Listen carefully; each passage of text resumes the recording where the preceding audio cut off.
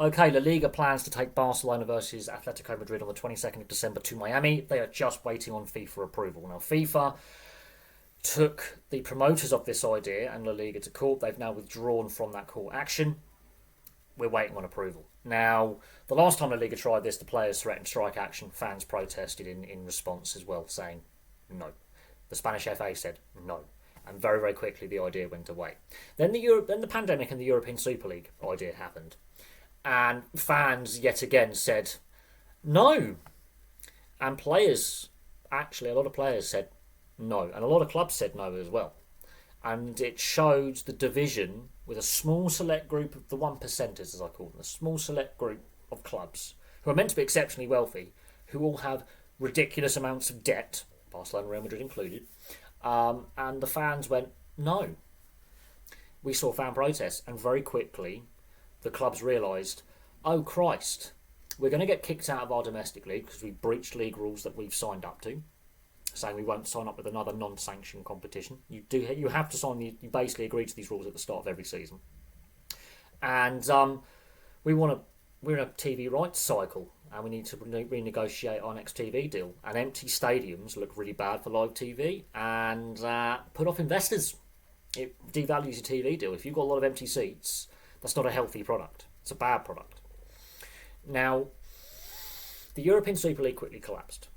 UEFA's response to try and mitigate the European Super League was to come up with this current Champions League format that no one likes, by the way. It's a crap format. Just going to say. It protects those 12 to 15 clubs who will always make the latter stages, so it makes it even harder for that feel-good story, that underdog story, like an Atalanta last season, for example, in a European competition, going on a run and winning their first European trophy and their first trophy in a generation. It completely prevents that from happening. It prevents an Olympiacos type story. It does. That's the joy of professional sport, is seeing that underdog do what Atalanta and Olympiacos did last year, at the end of last season, should I say, winning their first major European honours. Completely devalues that. Now we've got this expanded Club World Cup that no one in their right mind wants, apart from FIFA, because money. And because of the expanded Club World Cup and the constant international breaks with the Nations League, the fixture congestion is ridiculous. And some people say these players are well paid, what they got to complain about? They're handsomely compensated, and they are. However, careers are short, and they have right cause to be concerned about their health and welfare, because two of the high-profile players, including Rodri, who came out and said, we've had enough of this fixture congestion, we are human beings, we can only physically do so much before our health is negatively impacted. They're out for the season injured. Every player that's basically said, hang on a second, we're playing too many games here. Yes, we are well paid and we accept, we are well compensated, etc. But if we're injured, you're not getting the best players on the field, and you're not getting the best product for the fans who pay for their tickets, be on match day only or season tickets, who come to games, or those who may not be able to go to a game but watch on TV, or those who buy them, whatever. However you consume your fandom. Because not everyone can afford to go to a game. Not everyone can easily get to their team's home ground. For me, I'm a Blackburn fan. It would take me the best part, I have to get multiple trains and a bus, I don't drive, and then I would have to stay in East Lancashire, and then I would have to travel all the way back. It's a very expensive hobby. I haven't seen my team play for over 15 years, and that's not because I don't like my team and I don't support my team and I haven't loved my team since I was 3 years old. It's something I cannot afford.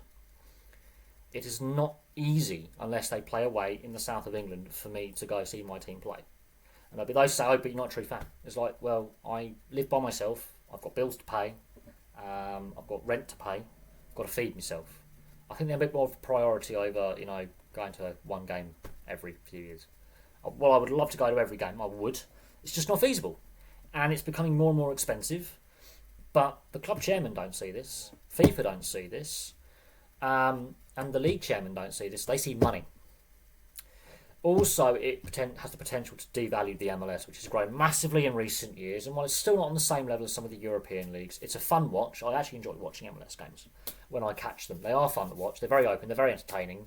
There's a lot of sloppy play, a lot of mistakes. So it is a lower level, but it is fun to watch. And they are trying to grow their domestic fan base. They're trying to expand the league's horizons. They're trying to get better players in. They're trying to develop the players better domestically in the US and Canada. This has the potential to devalue all that hard work that they've done over the last 30 years. It does. And at the same time, fans have just said, look, no, the game is going in a direction we do not like. You're not listening to us and our concerns. The game is losing its foundations and its fabric and its soul for money. And fans have threatened many, many times, we're going to protest. We'll boycott games. We'll have empty seats in stands. We'll delay kickoffs. We'll protest. And they've done that many times. That's how the European Super League collapsed. Fans went, no. And very, very quickly, club chairman realised, we can't get away with this because our hardcore fan base, our rusted on, our ultras, the firm, they're saying no.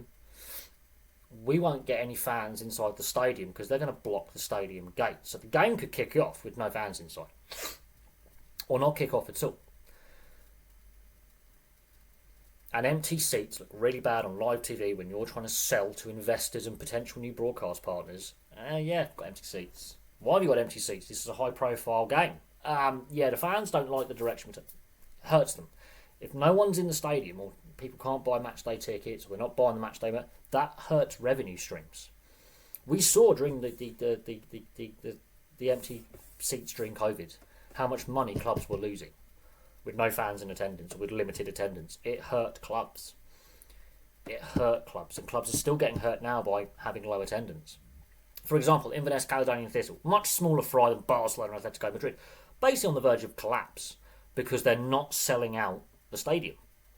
They're losing money every day. And that's just small fry. Man United, on the other end of the scale, they're losing money. They've made record losses for the last 3 seasons. They were losing 4 million a day during COVID. Biggest club in the world. 4 million a day. So this has the potential to go one of two ways. Either every league starts doing it, regardless of what the fans think, and undermines the MLS, a developing, growing league overseas, or they try it. Other leagues realise it's a bad idea because the fans are going to boycott games, and in enough numbers that it will hurt their revenue streams on a match day. That they go, it's not worth it because the fan protests. If the hardcore fans are saying no, that's going to put off the casual fans turning up, the curious. And when you explain how bad the European Super League would have been for football to American fans, they realise, okay, this is a bad idea. When you explain to them the new UEFA Champions League format and how it's actually bad for the game, yeah. But all FIFA, UEFA, club chairman, club presidency, money. And even the players are saying, no, enough's enough. We are now not only having serious injuries, but serious health concerns. They are human beings. Well-paid human beings, yes, but they are human, and there's only so much you can put your body physically through before you're 35, before you actually end up damaging your long-term health. We've seen it in other sports as well, where players are retiring. In some leagues, in some cases, younger and younger. Some top pro athletes are done by like 25, 27 years old. They're done. They're retired. Their bodies have given up because the physical demands and the expanded schedules in professional sport across the world are having a negative impact on post-player welfare and health. And we're seeing ex-professional athletes dying younger as well. So there has to be a point where we go, enough is enough. The game is losing its fabric, its soul, its traditions. For what? Money? Corporate greed? Yet these clubs are still hemorrhaging cash. This is a pure cash grab.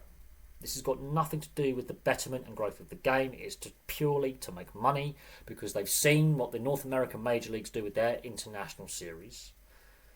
And I'm not even sure all American fans domestically with their major leagues like what the NFL does, or the NHL, the NBA, or the Major League Baseball taking games overseas. A lot of them are not in favour of it because that means they can't go to a home game of their team. So we'll see what happens. It's a very divisive topic. We'll see if the Spanish Players Union threaten strike action again. We'll see if the Spanish FA say anything, and we'll see what fans do. But from what I've seen online in the last few hours, a lot of fans don't like it.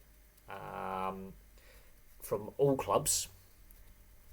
A lot of fans don't like it, and this has the potential to cause mass fan boycotts, and also the potential to completely rip the fabric of the game apart.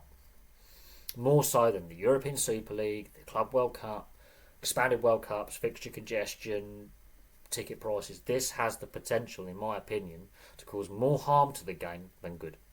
But we'll see what happens. There we go. Thank you very much for watching. Place your thoughts on La Liga's proposal to play Barcelona against Real Madrid in Miami on the 22nd of December. It's a proposal. FIFA have got to sign off on it. But if FIFA sign off on it, you see the backlash. You see mass backlash.